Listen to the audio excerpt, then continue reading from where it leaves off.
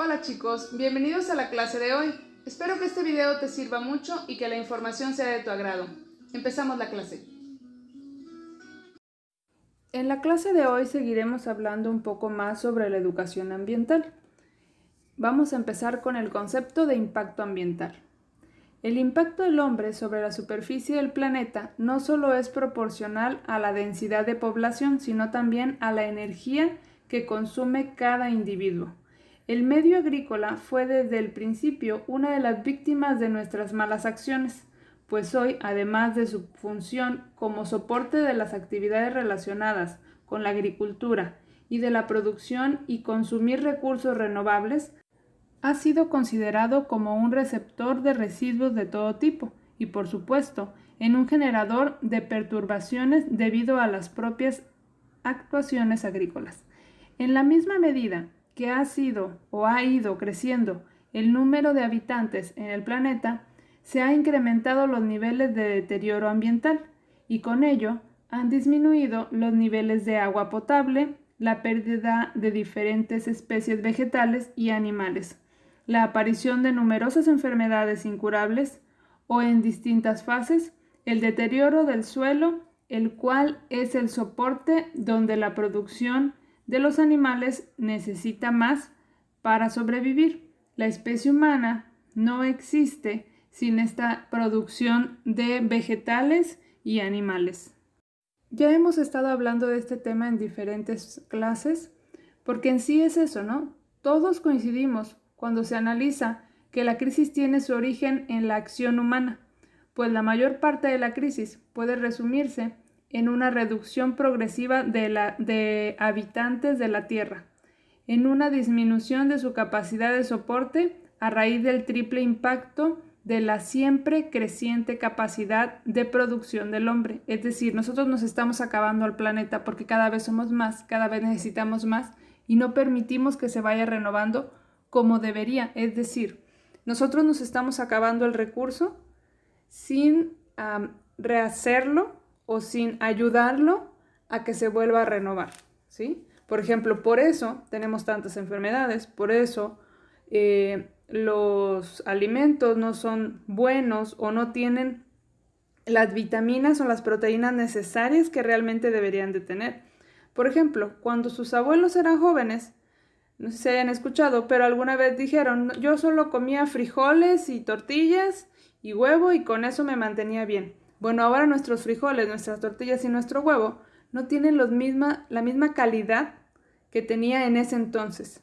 Nuestras vidas son sedentarias y por tanto necesitamos mucha más ayuda. Hay demasiados cancerígenos en la comida. Todo esto es causado por lo mismo, porque nosotros estamos devastando al sistema, ¿sí? Lo estamos devastando al grado de que nos lo estamos acabando y queremos que se renueve y se renueve a como dé lugar, pero lo que hacemos es envenenarnos a nosotros mismos, envenenamos nuestras tierras, envenenamos nuestros productos, nuestras verduras, nuestros alimentos y por lo tanto pues nos envenenamos a nosotros mismos. Al hablar sobre el impacto ambiental en México, bueno, aquí por ejemplo en la guía nos habla de situaciones históricas, pero por ejemplo yo te voy a platicar de una situación que está sucediendo hoy en día, ¿sí? Es un proyecto que se llama Tren Maya, creo que ya te lo había mencionado. Este proyecto está pasando por encima de lugares que van a destruir vegetación, a destruir flora, fauna, a destruir animales, insectos, no sé, todo tipo de hábitat, ¿sí? Ya habíamos hablado de los biomas, todas esas cuestiones, va a haber degradación del suelo, va a haber envenenamiento de las aguas, todo para crear un puente por el cual va a pasar un tren muy bonito, ¿sí? Un tipo tren bala, que va a pasar y va a ser turístico, pero todo eso que va a generar económicamente una producción a nuestro país, también va a generar destrucción a nuestro país. ¿Por qué? Porque en México tenemos una biodiversidad tan grande, pero aún así no podríamos, no deberíamos acabárnosla de esta manera. Por eso es que estamos sufriendo todo este impacto, por eso es que cada vez tenemos más calor o más frío o más sequía en lugares diferentes y por tanto estamos sufriendo esas consecuencias. Hoy en día sabemos que los impactos ambientales se pueden prevenir, evitar, mitigar y compensar al ser debidamente considerados en los nuevos proyectos de desarrollo que garantizan la conservación y el uso sustentable de los recursos naturales. Sabemos todo esto, pero realmente el gobierno no lo lleva a cabo. ¿Por qué? Por la sed de tener más, de hacer más, de crear más. De igual manera, debe considerarse el cumplimiento de la legislación y normativa ambiental y de uso del suelo, que es cada vez más detallada y específica para los diversos tipos de proyectos, ya sea instalaciones industriales, desarrollo urbano, habitacionales y turísticos, que era como lo que les mencionaba ahorita. En México, gran parte de los proyectos de desarrollo deben primero elaborar un manifiesto de impacto ambiental y otros estudios para obtener permisos en materia ambiental y de cambio de uso de suelo por parte de la Secretaría de Medio Ambiente y Recursos Naturales, o sea, la Semarnat. Creo que ya te había hablado de esto en la clase pasada. Aquí, por ejemplo, puedes ver por dónde va a pasar el Tren Maya, que era lo que te mencionaba.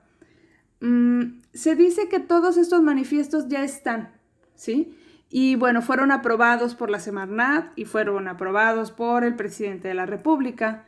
Pero la verdad es que todos sabemos que la política, el poder, el querer tener más, va más allá de lo que realmente podríamos necesitar o ayudar a nuestro país, ¿sí? La elaboración de manifestaciones de impacto ambiental y la definición y ampliación de medidas de prevención mitigaría y comprometería de manera, se podría decir que positiva, al impacto ambiental. Pero bueno, creemos o creamos que esto en una circunstancia real pudiera ser, mas sabemos que no es así. Contaminación atmosférica. Se llama contaminación a la transmisión y difusión de humos o gases tóxicos a medios como la atmósfera y el agua, como también a la presencia de polvos y gérmenes microbianos provenientes de los desechos de la actividad del ser humano. Por ejemplo, la situación que estamos viviendo hoy en día es un virus que está en las cosas, que está en las personas, un virus que, bueno, no sé, pero considero que es un virus que ha mutado en otros virus a causa del deterioro del mismo ambiente. Tú puedes pensar que una teoría conspirativa podría ser que ese virus fue plantado, tal vez sí, pero para que ese virus se generara, tuvo que haber habido otro, y simplemente es una gripe. La gripe ha sido milenaria. Simplemente, por ejemplo, cuando fue la gripe española, se dice que en Real de 14, por ejemplo, era un lugar donde habían muchos españoles viviendo y los indígenas se enfermaban y como no sabían cómo curarlos, porque no había una medicina y era una pandemia, la gente estaba muriendo de esto y estaba contaminando a otros, apenas alguien enfermaba y lo enterraban como si ya se hubiera muerto, ¿sí? Entonces se dice que había mucha gente que enterraron viva para poder deshacerse de esos cuerpos, para poder deshacerse de la enfermedad de esa manera. Es más o menos lo que estamos viviendo, solo que ahora, ¿verdad? Nos encerramos en casa, usamos cubreboca, guantes y antibacterial. Pero exactamente es lo mismo, nosotros estamos creando esos virus y los estamos haciendo más resistentes una y otra vez. Esto está terminando con nosotros, claro que sí, y la contaminación se nota. Por ejemplo, ahorita que estamos saliendo menos de casa, que ya no hay tantos coches, que hoy no circula para muchas personas para evitar que salgan de su casa. ¿Se han fijado cómo en otros países, a lo mejor en nuestra ciudad no, porque vivimos en una ciudad tan pequeña y gracias a nuestro clima está llena de árboles y nuestro hábitat es bastante verde, ¿sí? Tenemos o contamos con aire limpio, pero lugares como Monterrey, como el DF, ¿sí? Son lugares que siempre están contaminados, como China, simplemente, la India, Y todos estos lugares, debido a la baja sobreexplotación del ser humano, es decir, la baja socialización que se generó por el encierro, por el confinamiento, se ha disminuido de gran manera. Se ve el cielo, se pueden ver, por ejemplo, en el DF se puede ver el cielo y no se veía, ¿sí? El mar se está también renovando. Hay muchas especies que están saliendo a flote. ¿Por qué? Porque vamos a lo mismo. Simplemente mi concepto de esto es: el peor enemigo del ambiente es el ser humano. Ya hablamos también de temas como la contaminación del agua, ¿sí? La lluvia ácida, ¿sí? Sabemos que las fuentes naturales de agua que disponemos son el agua de lluvia, ríos, lagos, mares y aguas subterráneas, pero también sabemos que todo esto también se está contaminando, ¿sí? Entonces, a medida que el ser humano fue progresando, esto se hace cada vez más difícil, porque el agua potable, para que pueda ser usada para fines alimenticios, debe estar totalmente limpia, ser insípida, inolora e incolora, y tener una temperatura aproximada de 15 grados. No debe contener bacterias, virus, parásitos u otros gérmenes patógenos que provoquen enfermedades. Para lograr la calidad de agua, necesitamos no tener tanta contaminación para poder purificarla, porque aunque existen formas de purificar el agua, ¿sí? Si ésta está demasiado contaminada, es imposible llegar a hacerla potable, es decir, no se puede ingerir por el ser humano. Ahora bien, ¿qué contamina el agua? Agentes patógenos, ya les mencionaba, como bacterias, virus, protozoarios, parásitos, ¿sí? Desechos que requieren oxígeno, como los desechos orgánicos que pueden ser descompuestos por bacterias que usan oxígeno para biodegradarse. Sustancias químicas inorgánicas como ácidos, compuestos de metales tóxicos como el mercurio, ya lo habíamos mencionado.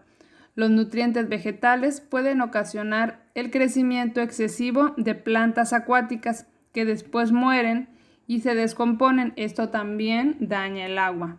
Sustancias químicas orgánicas como el petróleo, el plástico, ¿sí? Los plaguicidas, el detergente. Por eso existen hoy en día muchos detergentes, muchos plásticos que son biodegradables para evitar la contaminación de este tipo de cuestiones. Dentro de todo esto están las fuentes puntuales y no puntuales. Ya las habíamos mencionado en otra ocasión, pero con otro concepto, ¿no? Que son el descargamiento de aguas negras o de desechos tóxicos de fábricas o cosas así, ¿no? Las fuentes no puntuales, que son las grandes áreas de terreno que se descargan, es decir, que se deslavan o que a lo mejor tienen químicos como pesticidas y también contaminan el agua. Ahora bien, vamos con la contaminación del suelo. La contaminación del suelo se produce por el depósito de sustancias químicas y basura. En sí es el deterioro que produce los desechos que generamos día a día. La presencia de contaminantes en un suelo supone la existencia de potencias de efecto nocivo para el hombre, la fauna en general y la vegetación. Estos efectos tóxicos dependerán de las características toxicológicas de cada contaminante y de la concentración del mismo. La enorme variedad de sustancias contaminantes existentes implica un amplio espectro de afección toxicológica cuya descripción no es objeto de este trabajo, pero sí tenemos que saber que todo aquello contamina el suelo. Indirectamente, a través de la cadena de tróficos, la incidencia de un suelo contaminado puede ser más relevante, absorbiendo y acumulando por la vegetación los contaminantes del suelo, pasando a la fauna, es decir, a los animales, en una dosis muy superior, pero al mismo tiempo contamina y degrada a estas especies. Cuando estas sustancias son bioacumulables, el riesgo se amplifica al incrementarse las concentraciones de contaminante a medida que ascendemos en la cadena trófica, es decir, en la cadena alimenticia, en cuya cima se encuentra el hombre. Es decir, que si nosotros consumimos un animal que está contaminado, que fue contaminado por algún otro animal que consumió a su vez una planta o un suelo o un químico que estaba en él, ¿sí? Es decir, ya todos nos contaminamos. Por eso les digo, estamos no solamente envenenando al ambiente, nos estamos envenenando a nosotros mismos. En pocas palabras, se produce una disminución de la presencia de las sustancias químicas en el estado favorable para la asimilación por las plantas.